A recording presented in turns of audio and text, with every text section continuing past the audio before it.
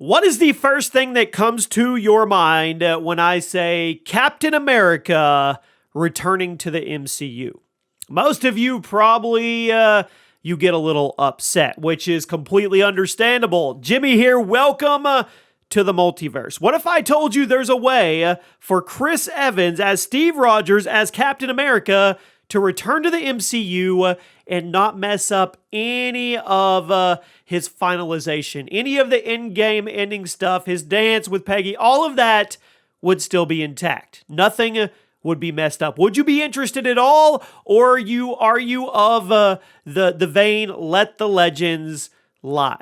You let me know in the comment section. Make sure you guys are subscribed with your notifications on. And we're going to dive into a deep theory that actually makes a lot of sense and see what you guys think about it. So the theory is, this comes from Screen Rant, that Captain America could return to fight Kang the Conqueror in Avengers 5. Now, we already know that Kang the Conqueror is coming in the next Ant-Man movie, Ant-Man and the Wasp, Quantum Mania, and it's going to be played by Jonathan Majors. And if you don't know who Kang is, he's a time-traveling big baddie. He's not really a villain that you would think would be singled out as the villain of an Ant-Man movie. Let's just be honest. He's more of a villain from the comics that you have to get a team of Avengers or heroes to go up against, and that's how it always was in the comics. It was never one hero to go up against Kang the Conqueror.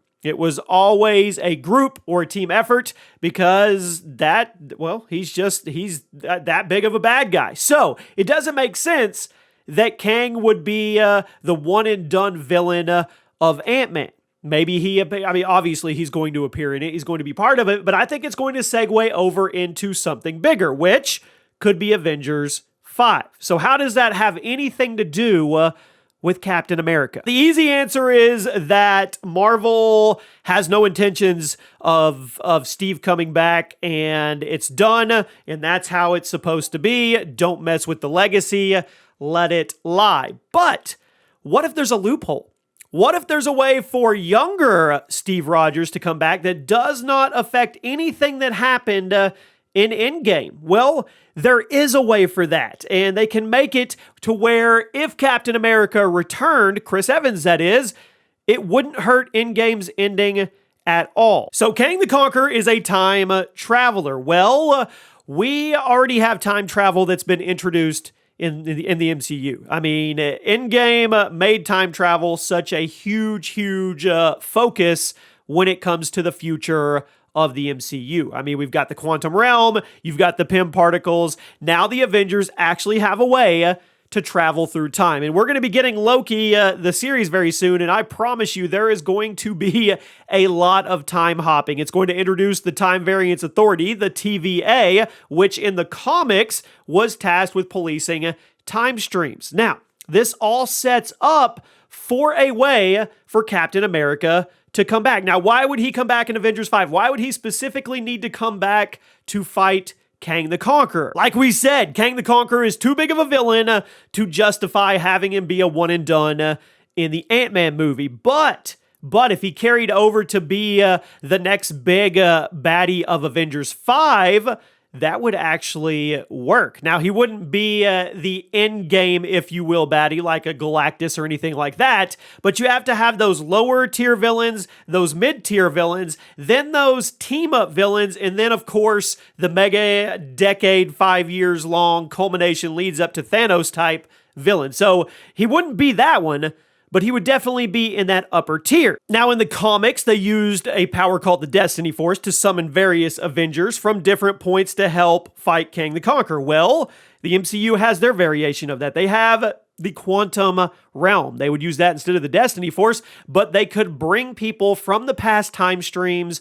all together to fight and beat Kang. And of course, Captain America is a leader among leaders, and it would just fit that they would bring him. They could bring back the World War II version, unthaw him. They could bring back a Steve Rogers anywhere from the Avengers 1 to the end game. Anywhere in there, they could go get a younger Steve Rogers to come help with an Avengers 5 battle. The two had some very, very legendary confrontations in the actual comics.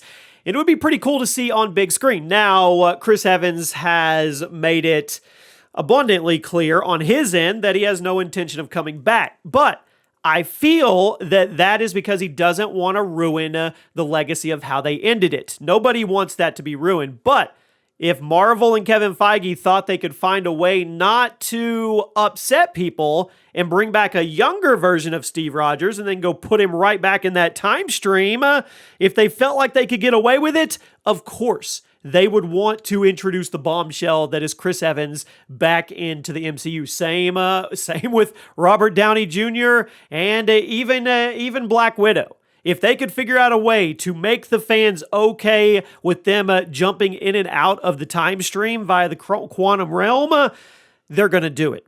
So we'll have to see what happens, but I want to know from you. Obviously, most everybody who's a Marvel fan does not want there to be any discontinuity when it comes to how the ending was with Steve Rogers. It was an amazing ending, and it buttoned everything up. But if he came back as a younger version that didn't mess that up, would you be okay with it? To see him come in on Avengers 5, help the team one more time, and then go back to his time stream? And if you're okay with that, are you okay with Iron Man? Are you okay with Black Widow? Are you okay with the infinite possibilities where they could bring back legacy heroes throughout the future of the MCU?